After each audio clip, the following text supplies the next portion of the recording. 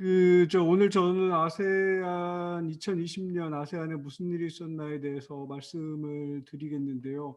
그러니까 뭐 이게 엄청나게 중요한 무슨 아규먼트를 가지고 있고 그런 건 아니고요. 그냥 2020년에 아세안에서 어떤 일들이 일어났었는지, 뭐 또 어떤 일들이 더 중요하다라고 판단하는데 개인마다 다를 수는 있지만은 그냥 저 나름대로 이런 것들이 좀 중요한 일들이다라고 하는 것들을 정리를 좀 했습니다. 그리고 제가 제목에서 보듯이 좀 신경을 쓴 부분은 작년에 2019년 아세안 아세안 회고에 대해서도 마찬가지였지만은 어쨌든 뭐 아세안이라고 하면은 공동체의 건설이 그 뭐라 그럴까, 뭐 엄청나게 많이 떠들고 있는 건 아니지만 그래도 여전히 중요한 문제니까는 아세안 공동체라는 문제에 좀 초점을 두고, 올해가 이제 아세안 공동체 2020년이 2021년에는 2020년이 아세안 공동체를 시작한 지 5년을 정리하는 시점이었었는데,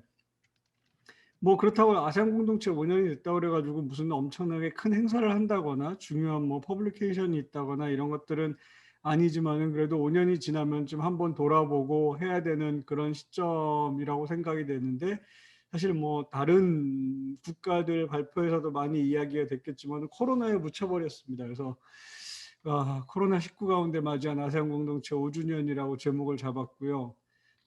지금 목차는 보시다시피 간단하게 코로나 위기 대응, 아세안 차원에서 코로나 위기 대응이라는 거에 대해서 좀 이야기를 하고, 그다음에 정치안보 공동체, 경제 공동체, 사회문화 공동체에 대응한 것들을 하나씩 이야기를 하고, 한아세안 관계도 잠깐 언급을 하고 가겠습니다. 그리고 이 내용들은 지금 저는 좀 간단하게 언급하려고 하고요. 사실은 2020년의 그러니까 회고도 회고지만은 2021년의 전망이라는 거를 좀 마지막 결론 부분에 집어넣는데, 거기에 대해서도 좀 시간을 약간 할애해가지고 이야기를 했으면 합니다. 먼저 아세안의 코로나 대응은 이 그림에서 보듯이 뭐 지금 상황을 보여주는 거죠. 인도네시아하고 필리핀하고 1, 2위를 달리고 있고요. 또 몇몇 다른 국가들도 좀 빨리 늘어나는, 최근에 와가지고 특히 말레이시아 같은 경우, 말레이시아와 미얀마 같은 경우에는 하반기에 와서 상당히 좀 가파르게 올라가는, 말레이시아는 사바 주에서 있었던 선거 이후에 좀 많이 올라가는 양상을 보이고 있습니다.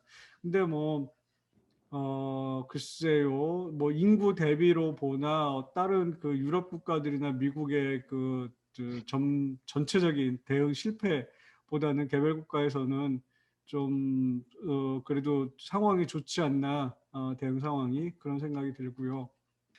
아세안 차원에서, 그러니까 개발국가 차원에서 여러 가지 일들을 하는데, 아세안 차원에서는 코로나19 관련해서 무슨 일을 했었나 보면 크게 한 세 가지 정도로 나눌 수 있을 것 같습니다. 첫 번째는 여기 그림에 나와 있는 위험 평가 보고서라는 거를 꾸준히 내왔습니다. 1월 2일부터 시작해가지고 계속 주기적으로 이걸 업데이트했고, 전 세계 지금 코로나 상황하고, 그리고 지역 내 상황, 그다음에 일지, 그다음에 개별 국가들이 발표한 여행 경보, 뭐 제한 조치, 이런 것들에 대해서 꾸준히 언급해 왔는데, 사실 이게 얼마나 효과가 있었는지는 모르겠습니다. 굳이 누가 아세안 사무국까지 찾아 들어가서 매일 이거를 보고 업데이트를 하고 또 그거에 대비를 하고 하는지는 좀 의문이고요.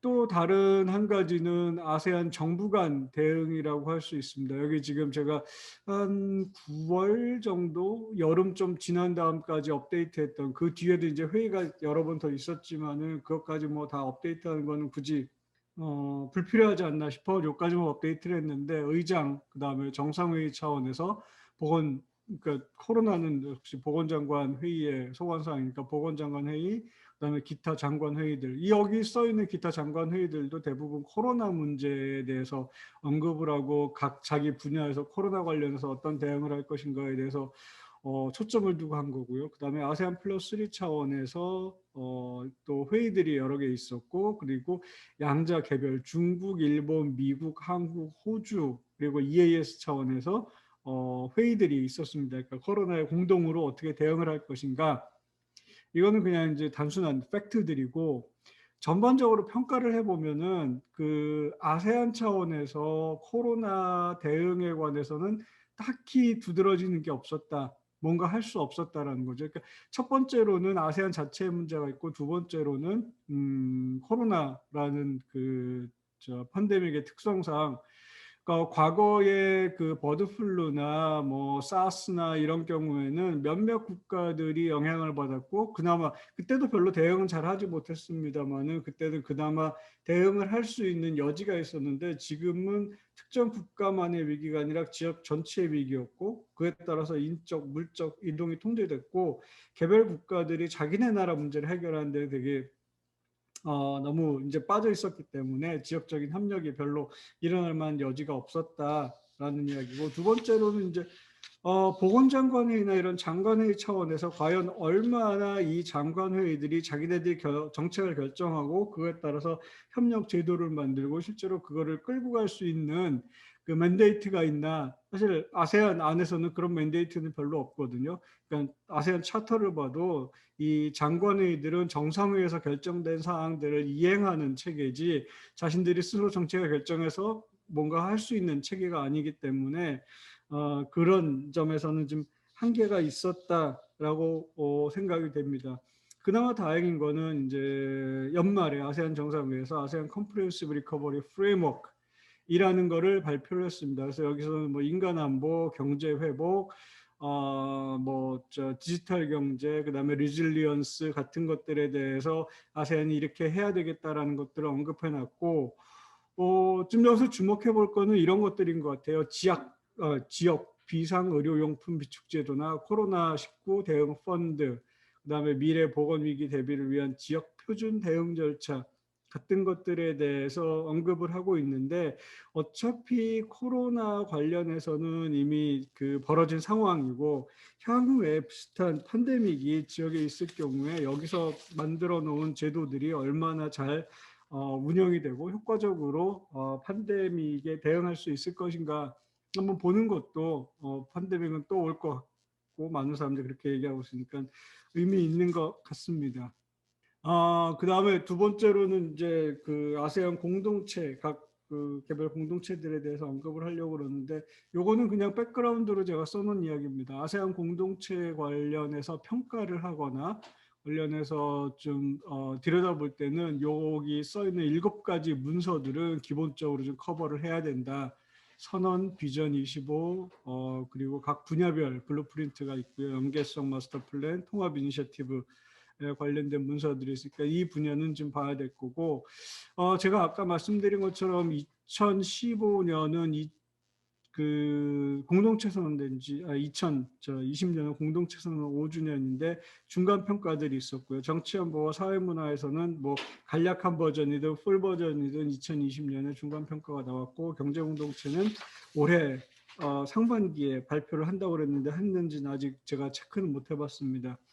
정치연보 공동체 관련해서는 이렇게 처음에 5가지 블루프린트에서 5가지 필러를 제시를 했는데, 중간중간에 평가를 하는 상황에서 보면은 몇 가지 항목들에 걸쳐서 몇 퍼센트나 우리가 이거를 이행을 했는가라는 거에 대해서 이야기를 합니다. 그래서 블루프린트에서 이야기해 놓은 행동계획 290가지 항목 중에서 278가지 항목이 이행이 됐거나 이행이 되고 있고, 따라서 이행률 96%를 보인다라고 중간 평가에 나와 있는데, 이게 이제 좀 사람들한테 혼동을 일으키는 것 같아요. 이행률 96%? 그러면 아세안 정치안보 공동체가 96%나 완성됐다는 이야기인가? 절대로 그런 이야기는 아니고요. 공동체 완성이 아니라 자기네들이 공동체를 만들기 위해서 이런 것들을 하겠다라고 이야기해 놓은 항목들 중에서 96%가 이행이 됐다라는 이야기입니다. 그 정치안보 공동체 중간 보고서는 이렇고, 또 좀 한 가지 들여다봐야 되는 건 이제 역시 그 아세안도 한국처럼 그 미중 경쟁, 그러니까 2020년 여전히 트럼프가 있었던 상황에서 미중 경쟁하고 아세안 미중 경쟁 속에 아세안은 어떻게 지냈나. 전반적으로 보면 한국과 유사한 딜레마를 가지고 있습니다. 미국으로부터 중국을 봉쇄하는 데 참여를 해라. 또 남중국해에서 건설 사업에 참여하고 있는 중국 기업들에 대해서 미국 정부가 2020년에 제재를 시작을 했는데 여기에 동참하라. 특히 필리핀 같은 나라들 그 에피소드도 있었죠. 외교장관이 동참하겠다라고 이야기하는데 그 다음 날인가 두테르테가 또 우리는 그런 거 안 한다라고 이야기하고 이렇게 뭐 이틀 사이에 외교장관하고 대통령하고 말이 달라진 일도 있었고, 그다음에 이코노믹 프로스퍼리티 네트워크라고 중국을 배제한 이 반중 국가들 사이에 서플라이 체인을 만드는 거, 그리고 중국의 5G, 화웨이 5G 장비를 배제한 클릭 네트워크에 참여하는 거, 이런 것들에 대한 압박이 있었습니다. 거기 그 제가 옆에 쿼트해 둔 거 보면 중국 공산당, 그러니까 2020년 들어와서 미국이 중국을 중국이란 국가 이름 대신 중국 공산당이라고 부르기 시작을 했거든요. 그러니까 중국 공산당이 우리와 우리 국민을 함부로 대하지 못하게 해야 한다라는 거 폼페이오 장관이 ARF에서 했던 이야기고요. 또 여기에 대해서 이제 중국도 맞받아치겠죠. 고위급 순방이 여러 번 있었습니다. 그러니까 시진핑도 2월에 갔다 왔고, 코로나 시국에도 불구하고 왕이 외교장관도 코로나 직후 그리고 10월에 순방을 했고, 국방장관도 8월에 동남아시아를 순방을 하고, 이런 고위급 순방을 통해서 좀 미국의 이런 그 대중국 봉쇄 전선에 대응을 했고, 또 미국이 추진하고 있는 쿼드 4자 안보 협력체 같은 것도 비난을 했죠. 그러니까 역시 뭐 중국이 늘 쓰는 인도태평양판 나토를 추진하는 것으로 냉전적 사고방식을 강화하고 지정학적 경쟁을 가져온다라고 비판을 했었습니다. 이런 미중 경쟁 사이에서 동남아 국가들의 인식은 전반적으로 이런 가장 대표적인 인식 두 가지를 제가 가져왔는데, 이거 외에도 두테르테 대통령이 그 유엔 총회 화상 연설한 것도 있고, 그런데 대부분 이런 어조입니다. 그러니까 리센룽은 포린 어페어스 기구를 통해서 미국이 중국을 봉쇄하거나 중국이 아시아에서 배타적 영향권을 구축하려는, 결국에는 미중 경쟁에서 미국이 중국을 누르거나 중국이 미국을 누르려고 한다면 미국과 중국은 아시아 세기, 그러니까 부상하는 아시아 세기를 위험에 빠뜨릴 것이며 대결 국면으로 들어갈 거다. 두테르테 대통령도 마찬가지죠. 누구도 한테도 도움이 되지 않는다. 이런 경쟁하고 충돌이 이게 계속되면은 안정이 지역에서 무너질 거다라는 양비론적인 인식을 가지고 있습니다. 경제 관련해서는 두 가지 이야기를 할 텐데, 첫 번째는 간단한 팩트입니다. 그냥 코로나 위기 상황이라는 것이 그냥 단순한 보건 위기가 아니라 한국에서도 마찬가지로 경제 위기로 이어졌다라는 이야기 있죠. 여기 그 초록색으로 표시된 나라들은 그나마 마이너스까지 내려가지는 않았지만 나머지 요 3개 빼놓고 7개 국가들은 다 마이너스 성장. 태국 같은 경우 마이너스 8%, 필리핀 마이너스 7.3%, 심각한 경기 후퇴를 겪을 걸로 보이고요. 그나마 그 반가운 소식은 2021년에는 대부분의 국가들이 다 플러스로 돌아설 거다라고 생각은 하고 예상을 ADB에서 했었는데, 그게 그렇게 실현이 될지는 좀 봐야겠습니다. 백신의 보급이라든지 집단 면역이 어떻게 형성이 되나, 그래서 경제 활동이 다시 활성화될 수 있나라는 부분을 봐야 될 것 같고요.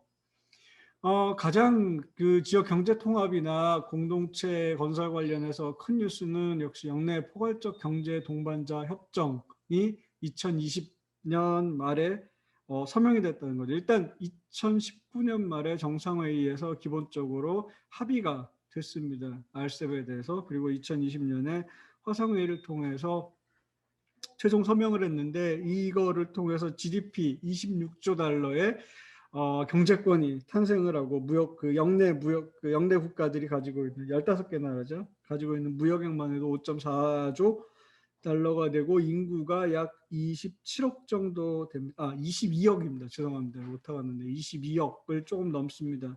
그래서 그 GDP나 무역이나 인구로 볼 때 이 RCEP 국가들이 전 세계 그 경제의 약 한 30% 정도 차지한다고 볼 수 있습니다. GDP는 30%고요. 인구 무역은 30%가 조금 안 되는 27, 28, 29 그 정도 되는 숫자고, 그러니까 엄청난 경제권이 탄생을 한 거죠. 그리고 몇몇 나라들은 CPTPP, 그러니까 미국이 추진했던 오바마 정부 시기에 추진했던 TPP에서 미국이 빠지고 나머지 국가들이 추진하고 있는 CPTPP에도 같이 걸쳐 있고요. 또 그 원래 RCEP에 협상에 들어와 있었던 인도는 막판에 RCEP에서 빠지게 됐고요. 저 RCEP은 아시겠지만 2011년에 아세안이 우리가 RCEP을 하겠다, 추진하겠다라고 선언을 하고 2012년부터 추진돼 왔고 그러다가 8년이 거의 9년이죠. 9년 시간이 걸려서 서명을 하게 된 건데 그 한 7년 정도 동안 지지부진했던 협상 거의 매번 아세안 의장국들은 올해 안에 RCEP을 타결하겠다는 게 자기네들 공약처럼 매번 그 주요 과제로 올라왔었는데 안 되고 있다가 최근에 갑자기 급물살을 타고 2019년에 합의 2020년에 서명하게 된 배경은 역시 다른 것들도 있지만은 미중 경쟁이란 것들이 그 크게 작용하지 않았나. 미중 그 무역 전쟁 경쟁으로 인해서 지역 국가들이 경제적인 부담을 가지게 되고 마치 1998년에 아시아 경제 위기 때 공통으로 경제 위기를 겪은 지역 국가들끼리 다자협력 제도를 세워가지고 위기를 극복해 보자라고 했던 것처럼 이 미중 경쟁에 가져오는 경제적인 네거티브한 임팩트에 대해서 이 RCEP이라든지 이런 걸 통해서 지역 그 무역을 활성화시키고 하는 방식으로 극복을 해보는 것이 어떻겠나라는 개발 국가들의 위기의식이 크게 작용을 했고 RCEP을 통해서 역내 무역이 조금 더 활발해지고 한다면은 이것이 코로나로 인해서 좀 위축됐던 경제를 회복하는 데 도움이 되지 않을까라는 생각도 할 수 있고요.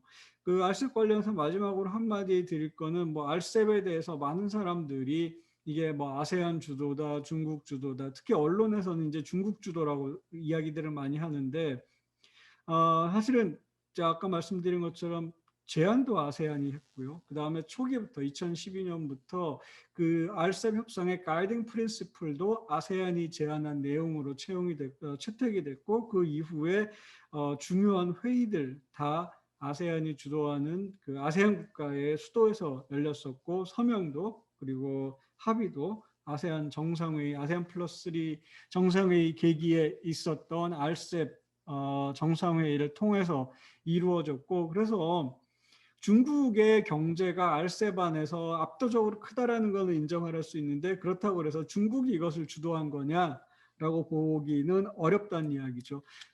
좀 그 지역협력 경제통합 관련해서 아시는 분들은 아시겠지만은 2000년대 초반 중반에는 중국이 주도하는 EAFTA, 아세안 플러스 3를 바탕으로 하는 그리고 일본이 주도하는 16개국의 세피아라는 두 개가 경쟁을 하다 결국에는 이제 둘 다 유명무실해졌는데 결국 지역에서 중국이나 일본 같은 큰 나라들이 주도하는 제도라는 것이 그렇게 만들어지기 쉽지는 않다. 이 RCEP도 아세안이 주도를 했고 끌고 갔기 때문에 만들어지지 않았나라는 평가를 해보겠습니다. 사회문화 공동체 관련해서는 지금 뭐 제가 이 분야는 많이 아는 것도 없고 그래서 간단하게 언급을 하려고 그러는데 사회문화 공동체도 중간 평가가 있었습니다. 뭐 전반적으로 71%가 실행이 됐고 24%가 완결이 됐다라고 이야기를 하는데 포용 부분, 인클루시브니스가 가장 많이 됐고 그다음에 리질리언스가 가장 그나마 이제 적게 된 상황인데 이것도 역시 사회문화 공동체를 만들기 위해서 이런 것들을 해야겠다라는 작업들 자기네들이 설정해 놓은 작업들이 완성됐다는 이야기지 사회문화 공동체가 뭐 24.8% 완결됐다라고 해석은 하면은 안 될 것 같습니다.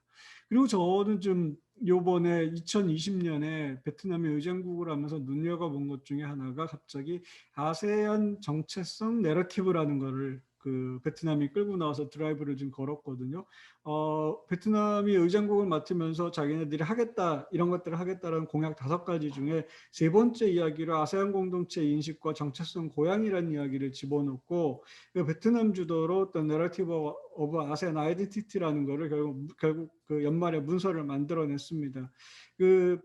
뭐 자세한 내용을 읽어보시면 알 텐데 저는 여기서 2가지 점이 눈에 띄더라고요. 그러니까 아세안 아이덴티티를 어떻게 정의할 것인가를 놓고 두 가지 이야기를 합니다. 두 가지 스트림을 이야기를 합니다. Constructed values하고 Inherited values. 그러니까 우리가 흔히 아는 그 구성주의적인 정체성과 그다음에 개별 국가나 민족, 종족들이 가지고 내려오는 에스노컬처럴한 그 이어져 내려오는 밸류 두 가지를 같이 집어넣은, 뭐 나쁘게 보면 그냥 적당히 섞어놨다, 짬뽕을 했다라고도 볼 수 있지만 어쨌든 그 이런 식의 시도가 있었다라는 거를 이야기를 좀 해야 될 것 같고, 한아세안 관계는 좀 코로나 때문에 많이 어려웠죠. 다른 협력들과 마찬가지로. 그런데 이제 코로나 관련해서도 나름 할 수 있는 것들 몇 가지 한 게 아세안 코로나, 아이고 일자가 빠졌습니다. 오타가 또 났네요. 아세안 코로나19 진단 역량 강화 사업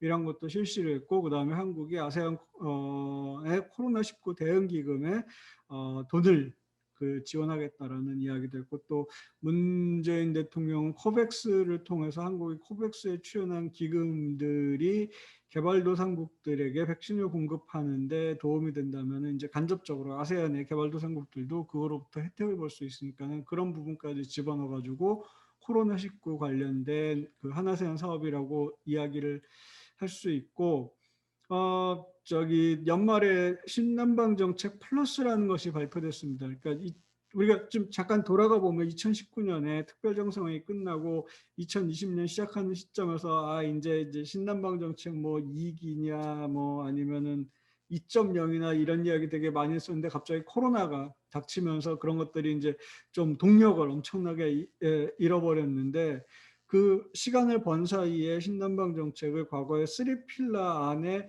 수많은 그 잡다한 정책들이 있었던 거를 좀 묶어가지고 한국이 좀 집중할 분야로 이렇게 7가지 분야를 선정을 해서 신남방 정책 플러스라는 이야기를 발표를 했습니다.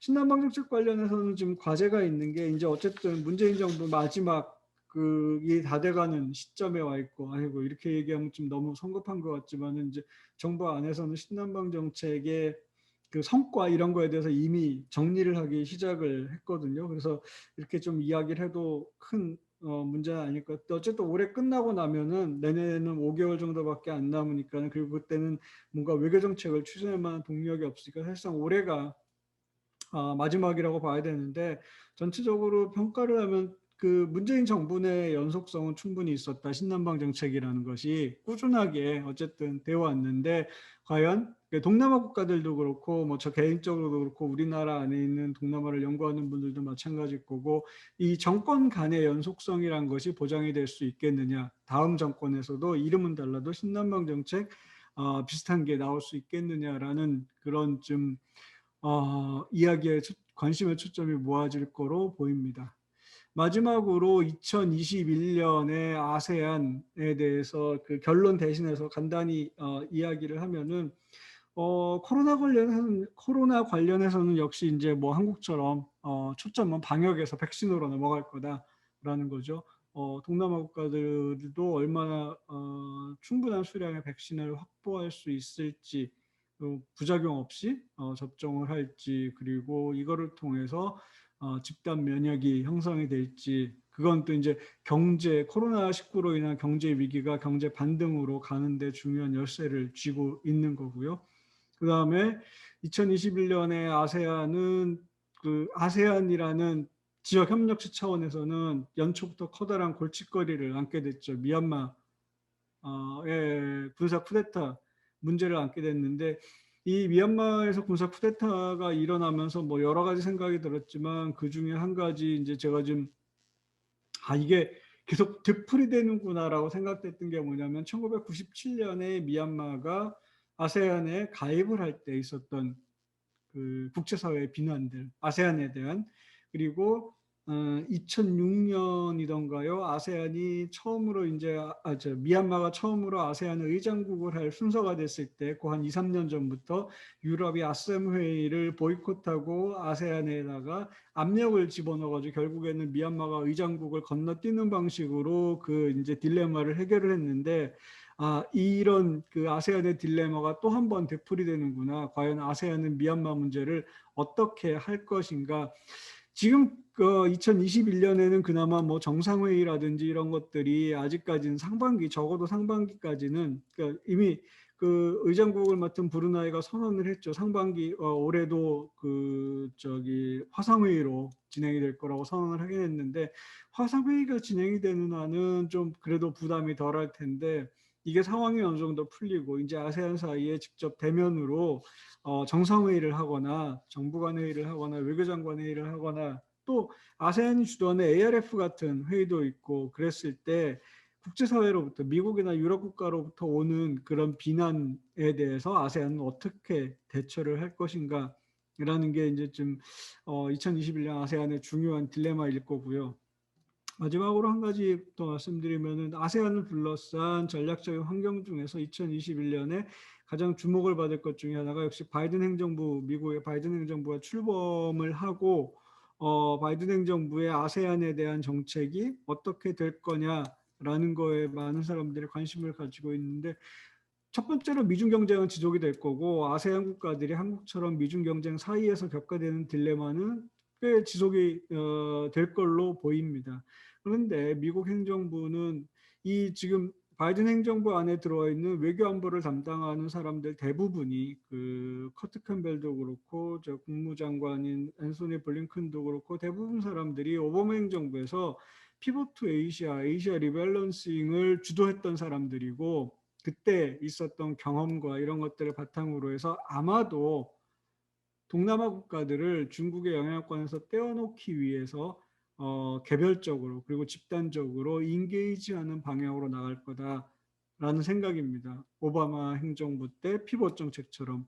그런데 또 다른 한편으로는 바이든 행정부는 중국을 견제하고 중국의 압력을 넣기 위해서 민주주의라든지 인권이라든지 이런 가치 문제를 되게 강하게 들고 나올 거거든요. 근데 보시면은 작년에 태국, 그다음에 올해 초에 미얀마, 그다음에 캄보디아, 그다음에 필리핀 두테르테 행정부도 그렇고요.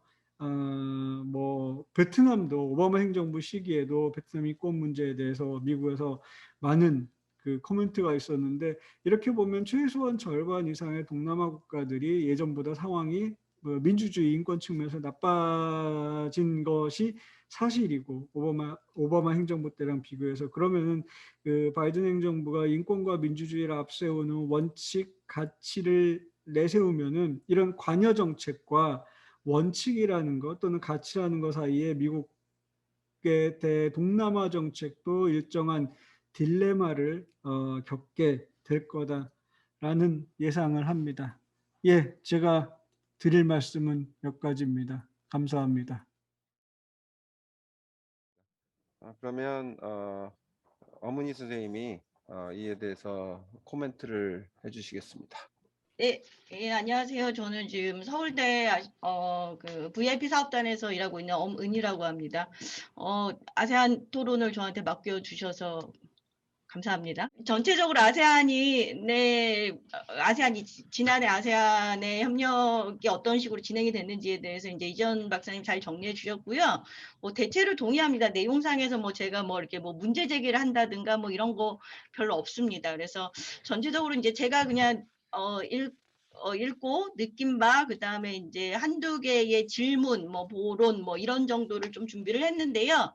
먼저 이재원 선생 박사님이나 뭐 마찬가지로 저도 역시 이제 사실 한국 사회에서는 아세안을 여전히 한 덩어리로 보고, 또 이제 아세안 그 회원국들 간에 뭐 이렇게 그 어떻게 보면은 경제나 국력이나 뭐 이런 부분에 있어서의 차이를 잘 모르고 있지만, 그런 게 다종다양한 국가들이 하나의 지역 협력체를 계속해서 만들어가는 것, 그것도 이제 대체로 개도국인데 그런 부분은 저희 이렇게 좀 평가할 만하고, 이런 부분들은 이제 그 의의를 찾는 부분에 있어서 이제 아세안을 연구하는 학자들이 더 열심히 얘기해야 된다라는 것에 저도 동의를 합니다. 그래서 특히나 이제 코로나19 상황에서 대체로 이 코로나 상황이 개도국 선진국 가리지 않고 다 심각한 어떤 국가적인 위기들을 만들어냈고, 그 가운데 대부분의 국가가 대단히 일국적인 차원, 자국 내에 방어를 하기에도 급급했지만 아세안은 어쨌든 지역 차원에서의 어떤 노력을 해낸 것은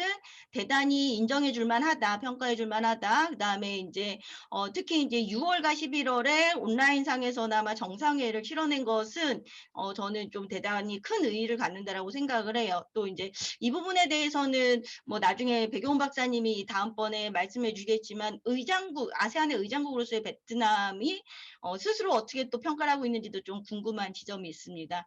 하지만 이제 그 이전 박사님도 이제 그 논문 안에서 꾸준히 지적하셨듯이 실질적이거나 구체적인 차원에서 봤을 때는 여전히 한계가 있다. 이제 그 한계가 있는 이유에 대해서 이제 몇 가지를 짚으면서 이전 박사님 연성 지역주의 한계에 대해서 말씀을 하셨는데, 그러면서 이제 보관장관 회의가 실질적인 협력을 해내는데 좀 어려움이 있었겠다라고 말씀을 하셨는데, 뭐 이지원 박사님이 안 하신 얘기는 아니지만 이제 거기에 대고 이제 제가 조금만 더 이제 보론을 하자면 실제로 많은 국가들 안에서 보건장관의 지위가 그 국가의 어떤 그 내각이나 뭐 이렇게 행정부의 서열 내에서 좀 밀리는, 그리고 이제 아세안의 회원국들에서 뭐 실제로 이 그 코로나 상황이 빠르게 이게 진행이 되면서 어떻게 보면은 이제 뭐 의료진들이 이렇게 전면에 나선 국가보다는 사실상 군인이나 경찰을 앞세워서 대단히 권위주의적인 방식, 그러니까 이제 국가 안에서도 일국적 차원에서도 보건부 장관보다는 국방부나 뭐 이렇게 행정 권력이 훨씬 더 커져지는 뭐 이런 것들에 대한 내용이 좀 있지 않았을까 싶습니다. 그다음에 이제 저기 이재원 박사님이 그 바이오 디아스포라인가요? 그거에 대해서 이제 좀 언급을 하시면서 이제 대두한 조금 잘했다라고 얘기를 하셨는데, 사실 그 부분은 이제 제가 뒤에 좀 정리한 게 있어서 그 RA 보고서를 필리핀에서 주로 작성을 하거든요. 그래서 제가 작년에 필리핀의 그 코로나 상황에 대한 이게 논문 정리하면서 좀 저도 뭐 어떻게 하다가 이 역할을 필리핀이 맡게 됐는지에 대해서 좀 자세히 봤는데, 사실은 이게 보고서가 그 1호, 2호까지는 그나마 내용이 있는데 정말 4호부터는 거의 내용이 없습니다. 네, 내용이 없는다라는 것 때문에 좀 냉정한 평가. 그래서 실질적으로 아세안 내에서 보건 분야의 협력은 그나마 정보 공유가 되던 게 있었는데 그 정보 공유도 7월 이후에는 중단되더라. 뭐 이게 이제 저는 제가 관찰했던 바로는 그랬습니다. 그리고서 이제 어쨌든 이제 37차 11월에 그 정상회의를 하면서 아세안에서 이런 문서를 만들었잖아요. 아세안 컴프레hen시브 리커버리 프레임워크를 만들었는데, 그래서 이제 개인적으로는 이전 박사님이 이제 아세안 2021 보고서를 또 국가 리뷰를 하시게 되면 이 보고서가 어쨌든 계획이 나왔으니까 이 정상회의에서 채택된 이 프레임워크 문서를 기초로 해서 2021년 평가를 하는 건 의미가 있겠다. 그래서 내년도에 요 보고서에 어쨌든 나름대로 자기들이 마일스톤도 만들었는데 그게 어떻게 됐는지에 대해서 내년 평가를 좀 듣고 싶다라는 생각이 들었습니다. 그다음에 이제 또 하나 이전 박사님도 말씀하셨고요. 사실 이제 저희가 신남방 정책 이후 저희 동남아 연구자 그룹들도 되게 활발해졌죠, 실제적으로. 예. 그래서 이제 저희가 어떻게 보면은 사실상 이제 외교부와 어떤 면에서는 이제 거의 팀 코리아가 돼서 이제 같이 작업을 해낸 것들도 있습니다. 그래서 여전히 이제 그 동남아를 중히 여기겠다는 이 정부의 정책이 단순히 이 정부에서 끝나는 것이 아니라 후속 정부에서도 이어져야 된다라는 관점에 저도 이제 분명히 동의를 하는데요. 다른 하나는 사실은 NSP 플러스의 방향 설정, 그다음에 실천의 과정에서 뭐 우리가 사실 지난 3년간은 신남방 정책이 어쨌든 뿌리내리게 하는데 저희도 이제 좀 협조한 측면이 맞는데, 사실 이제 연구자의 역할과 또 이제 정부, 우리가 외교부와 협력할 때 협력하지만 좀 와치독이 되거나 아니면은 사실은 정부가 할 수 없는 좀 더 크리티컬한 입장에 대해서 이제 우리도 좀 목소리를 낼 준비가 되어야 되지 않을까라는 생각이 듭니다. 그래서 미얀마 상황이라든가 또 이제 아세안에서 지난해 코로나를 겪으면서 권위주의적인 방식을 너무나 손쉽게 채택했던 이런 부분에 대해서 연구자들이 좀 더 목소리를 낼 필요가 있지 않을까라는 생각을 했습니다. 그래서 마이너한 수정사항 2가지를 좀 요청을 드리면 저기 바이오 디아스포라 아세안 그 리스크 어세스먼트 리포트가요 매일 나오지 않았어요. 예, 그래서 저도 사실 아세안 홈페이지 저도 이거를 그 아세안 10개국을 한꺼번에 보고 싶어갖고 저도 여러 경로들을 봤는데 아세안 홈페이지에 이게 잘 안 나왔고 그 다음에 뭐 예컨대 이제 그 아래에 보고서가 1월 20일에 첫 호 나오고 2월 19일에 149호가 나왔거든요. 1년 동안. 그러니까 이제 매일 나온 건 아니고 제가 매일 나오는 곳을 좀 찾아다녔다가 이제 그 아세안 인포메이션 센터가 이것도 한 7월까지 하다가 8월 어느 시점서부터 또 멈추더라고요. 그래서 이제 아세안이 어쨌든 정보 공유도 마지막에는 좀 느슨해지더라. 그 그 코로나 상황에서는 뭐 이런 부분은 좀 그 수정이 필요할 것 같고요. 그 다음에 ADB에서 그 아세안에 대한 아세안뿐만 아니라 아시아 전체적으로 경제 전망 리포트가 september 말고 12월에 또 나왔는데요.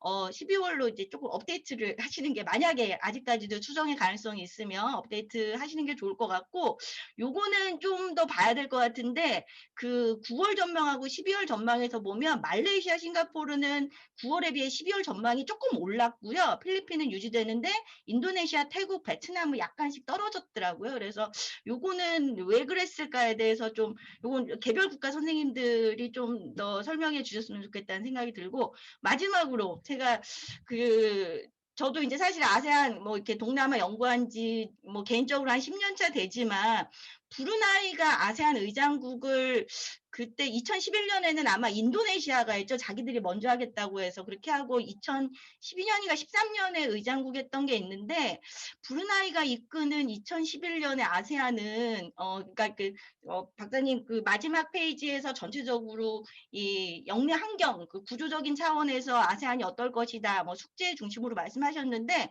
브루나이에 대한 기억이 좀 있으신지 혹은 이제 브루나이가 이끄는 아세안은 좀 뭐가 다를지에 대해서 박사님 뭐 의견이 있으시거든요. 저보다는 선배님이시니까 아세안 문제에 대해서 좀 고견을 듣고 싶습니다. 네, 여기까지 토론 마치겠습니다. 예, 감사합니다. 한 가지 수정할 거는 선배님이라고 많이 알지는 않는 것 같습니다. 자, 한 최대 5분 정도 드릴 수 있을 것 같고요. 왜냐하면 다른 분들 질문도 좀 받도록 하죠. 그리고 그 코멘트에 대해서 보완 추가를 혹시 이렇게 있으시면 말씀을 하시고, 그 다음에 브루나이 주도의 아세안에서 뭐가 좀 달라질 것인지에 대한 견해를 좀 피력해 주셨으면 감사하겠습니다. 예, 해주신 말씀 감사하게 잘 듣고, 그리고 이제 몇 가지 팩트 관련된 수정해야 될 것들은 수정을 할 거고,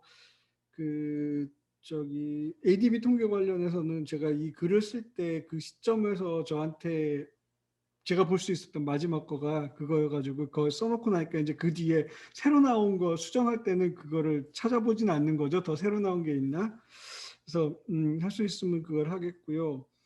그 디아스포라 아세안 사무국에서 낸 레포트 관련해서는 뭐 저도 아까 이야기했지만 이거를 잘했다 못했다라기보다는 그래도 했다라는 차원에서 이런 것도 했다라는 차원에서 소개를 드린 거고 저도 아까 발표할 때 그 이야기를 드렸죠. 이거를 누가 가져와가지고 볼까 얼마나 볼까 그 실효성에 대해서 내용도 보고 그러면 그렇고 뭐 다른 것들은 예 저도 비슷한 생각이고 동감을 하고 브루나이가 어떤 의장국이 될까 아까 이야기한 것처럼 뭐 좀 대면 회의 같은 거를 이제 살짝 해볼 수 있지 않을까라고 생각하는 사람도 있는데 아예 그냥 딱 선을 그어버렸거든요. 브루나이가 온라인으로 간다 올해도 그런 것들을 보면은 그리고 우리가 아세안에서 중요한 문서들 나온 것들을 보면은 되게 쿠알라룸푸르 그다음에 인도네시아의 어디 베트남 필리핀 방콕 이런 데는 나와도 브루나이는 안 나와요. 예, 그런 것들은 자기가 의장국을 할 때 뭔가 기념비적인 선언이나 이런 것들을 조약이나 이런 것들을 조약까지는 아니지만 그런 것들을 만들어냈다라는 레거시를 가지고 싶을 텐데, 그러니까 브루나이에서 그런 게 없다는 거 보면은 되게 이제 좀 로우키로 조용히 자기네 의장국을 치러 가려는 생각이 되게 강할 거고, 그래서 아세안 차원에서는 그렇게 2021년에 뭔가 많은 이야기가 나올 것 같지는 않다라는 생각은 한 가지 듭니다. 그리고 근데 브루나이가 의장국이 된다라고 하니까 지금 사무총장이 아직 임기가 제가 지금 정확하게 기억은 못하겠는데 언제까지인지 모르는 사무총장도 브루나이 사람이에요. 림조코이가. 그래서 뭐 그런 케미는 또 어떻게 될지 그리고 올해 아니면은 내년까지인가 아니 뭐 올해 작년에 끝났나 브루나이가 그 한국하고의 조정국이거든요. 대아세안 조정국이었거든요. 그런 것들은 또 어떻게 되나 그런 것들을 좀 생각해 볼 필요가 있을 것 같습니다. 그리고 그 저기 프레임워크 2021년에 또 쓰게 되면은 업데이트하라는 그 말씀 되게 좋은 것 같습니다. 감사합니다. 근데 쓰게 될지 모르겠습니다. 예, 감사합니다. 그러면 여기 뭐 한 아세안 관계에 대해서 관심이 있는 분들이 여럿 있는 것 같은데 질문을 주시죠. 예. 뭐 질문이 아니고 음. 최근에 미얀마 사태도 그렇고 오늘 또 조금 전에 인도네시아 경우에 대해서도 정치 왕조화 현상이 우려된다는 얘기도 나오고 참 민주주의가 참 어려운 것 같습니다. 어렵고 얼마 전에 발표된 그 이코노미스트의 데모크라시 인덱스 2020에 따르면 한국은 23위. 그래서 그나마 풀 데모크라시의 마지막 순입니다. 23위. 그리고 세계 민주주의의 역사적 원조인 미국과 프랑스가 24위. 이건 흠결 있는 민주주의입니다. 미국 25위. 230년이 넘는 민주주의 원조들 두 개 나라가 우리 신생 민주주의 더구나 아직도 엄청난 시련을 겪고 있는 한국보다 지금 하위에 랭크되어 있습니다. 그처럼 민주주의가 참 끝없는 시련이자 도전이라는 생각이 들어서 너무 비관할 필요 없다는 생각이 들고 그리고 잠깐 지금 한국과 아세안이 지금 가장 같은 가슴앓이를 하고 있는 문제가 미중 대결인데 미국과 중국의 대결이 이렇게 첨예화될수록 입장 난처해지는 한국과 아세안이 공통적으로 겪고 있는 문제입니다. 좀 최근에 언론에서는 이제 미중 대결의 국면만 자꾸 강조하고 그건 트럼프 때나 마찬가지로 바이든 취임 이후에도 자꾸 미중의 어떤 경쟁 내지는 대결의 측면만 강조하고 있는데 제가 느끼기에는 지금 바이든 정부에서 새로 뭐 국무부 요직에 앉은 사람이나 백악관의 안보보좌관이 된 사람이나 캠벨이나 설리반이나 글들을 보면은 컴피티션만 강조하는 게 아니고 코퍼레이션도 강조하고 있습니다. 더구나 새로운 아시아 질서를 만드는 데 있어서 최근에 캠벨의 글을 보면은 아시아의 새로운 지역 질서를 만들려면 중국의 참여는 필수적이에요. 새로운 지역 질서의 정통성을 강화하기 위해서는. 그런데 자꾸 중국 배제하는 쪽만 지금 강조하고 있다 언론들이. 그래서 전망이 자꾸 서지 않고 한국과 아세안이 공통적으로 더구나 최근에도 발표된 ICC의 여론조사 결과 물론 이제 동남아시아의 여론 주도층에 대한 조사이긴 하지만 작년 조사에서는 미국과 중국 사이에 양자택일이 불가피할 경우 어떻게 하겠느냐 물으니까 베트남, 필리핀, 싱가포르 세 나라만 미국을 지지하겠다. 나머지는 전부 중국 지지로 갈 수밖에 없다고 했어요. 그런데 올해는 완전히 거꾸로 또 뭐 보신 분은 알겠지만은 중국을 지지하겠다는 나라는 라오스, 미얀마, 브루나이 세 개만 남고 나머지는 다 또 미국 쪽으로 기울었어요. 이게 대단히 유동적이다 그렇죠. 그만큼 고민이 많다는 얘기겠죠. 그래서 좀 앞으로 여기서는 한국과 아세안이 참 연대해야 될 어떤 되게 중요한 국면도 같고 여기서 한국 아세안이 연대를 통해서 미중 대결을 회피하거나 완화시키거나 이걸 극복할 수 있는 대안을 제시하는 게 중요하다는 생각이 드는데 이재현 박사님은 또 어떻게 생각하시나요? 저도 뭐 선생님 이야기하신 것처럼 아세안이랑 한국이랑 이런 지금 상황에서 뭔가 모종의 합의를 바탕으로 한 공동의 노력이 필요하다는 점은 예전부터 지속적으로 생각을 해오고 있었는데, 이제 그 포인트 관련해서는 저는 한국 정부의 노력이 상당히 많이 부족하다라는 거죠. 그러니까 이해도 할 수 있습니다. 한반도 문제라는 것 때문에 오랫동안 우리 이제 한반도 문제가 머릿속을 지배해왔고, 그런데 정책을 결정하고 실행하는 관료들 입장에서 그 과정을 벗어나기가 아직까지 무지하게 어려운 거죠. 한 10년, 20년은 더 지나가야 아세안과 한국이 뭔가 이렇게 같이 해볼 수 있는 여지가 있지 않을까라는 생각이 정부 입장에선 들 것 같아요. 제 그냥 개인적인 판단으로는 그런 관성이 지배하는 힘이 너무 크고, 그거를 벗어나서 야 우리가 좀 이런 것도 좀 해볼 수 있지 않아?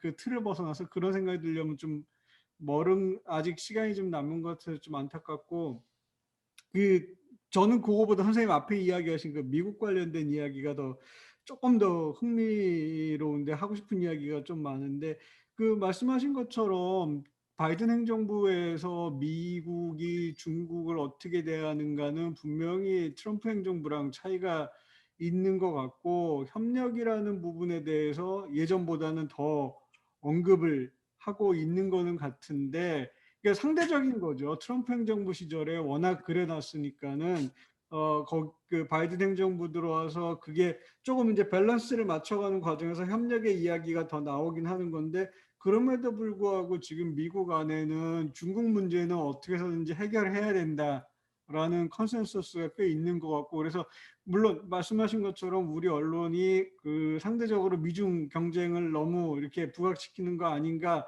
라는 측면도 있지만은, 또 그거에는 그렇게 부각이 될 만한 요소도 미국 전체가 바뀌는, 그리고 뭐 제가 미국 자꾸 이야기해서 미국 전문가는 아니지만 죄송합니다만은, 미국 유권자들이란 사람들이 이미 트럼프 행정부 시절의 대외 정책에 맛을 봤기 때문에 또 거기서 급격히 오바마 시절의 미중 관계 방향으로 한 번에 전환하기는 어렵지 않겠느냐. 그리고 커트 캠벨이 쓴 더 피벗이란 책에 봐도 미국 안에도 또 좀 다른 목소리들이 있는 것 같아요. 백악관하고 국무부하고 국방부가 가장 이제 중국에 대해서 비판적이고, 이렇게 갈수록 중국과 어떻게 같이 해봐야 되는 거 아닌가라는 생각도 있는 것 같고요. 그리고 그 아이시스 설문조사 결과 이야기해 주셨는데, 그 정확하게 말씀하신 것처럼 숫자는 그렇게 드러나는데, 이게 트럼프 효과라는 게 엄청나구나. 그러니까 작년 같은 경우에는 트럼프라는 미국에 대한 동남아 국가들의 시각이 거기에 반영된 거라면은, 올해 지금 얼마 전에 나온 결과라는 거는 바이든 행정부에 대한 미국의 기대감이라는 게 또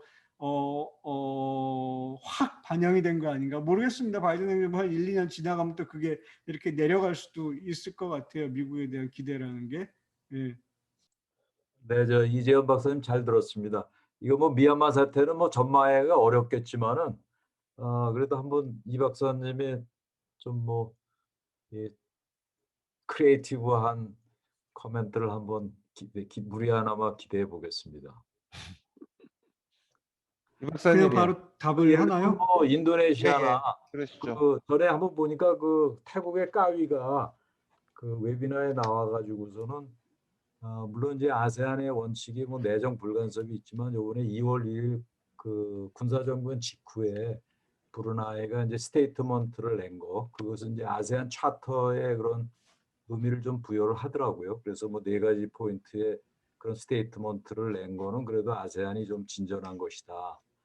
그리고 이제 뭐 다들 힘들겠지만 특히 민주주의 관련해서, 근데 뭐 인도네시아가 이제 뭐 주요국들하고 이제 이렇게 뭐 통화도 하면서 뭐 아세안 차원의 그런 모임을 한번 하자 이런 움직임들이 있는데, 우리 이재현 박사님은 좀 어떻게 보시는지. 그 아세안 안에서 지금 미얀마 사태 놓고 지금 갈리는 거죠. 싱가포르, 인도네시아, 말레이시아 같은 경우 조금 더 크리티컬한 입장인 거고, 군부에 대해서. 태국, 필리핀, 캄보디아 같은 나라들은, 필리핀은 조금 뭐 입장이 바뀌었는데 태국하고 캄보디아 같은 나라는 아예 그건 내정 문제라고 선을 초장에 그어버렸고요.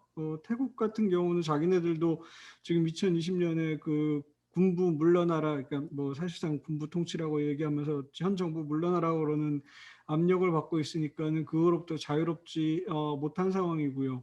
거기다가 조금 전에 이야기했던 브루나이라는 의장국까지 겹치면은 조금 너무 쉬운 답이 될지 모르겠지만은 최대한 미룰 때까지 미룰 것 같다라는 생각이 듭니다. 아세안 안에서 합의도 생기지 않을 거고, 그 다음에 아세안이 지금까지 주권 존중 내정 불간섭이라는 원칙을 들고 왔기 때문에 그거를 또 명분으로 세울 수도 있고, 압력은 물론 국제사회로부터 오지만은 자기네들의 면피를 위해서라도 최대한 미룰 수 있는 데까지는 입장 그 미얀마에 대한 직접적인 행동이라든지 뭐 부정적인 코멘트라든지 이런 것들을 미룰 거라고 보고, 그럼 뭐 브루나이가 정상회의를 화상으로 계속 하겠다라는 것도 그런 거에 그런 부분도 고려하고 있는 거 아닌가.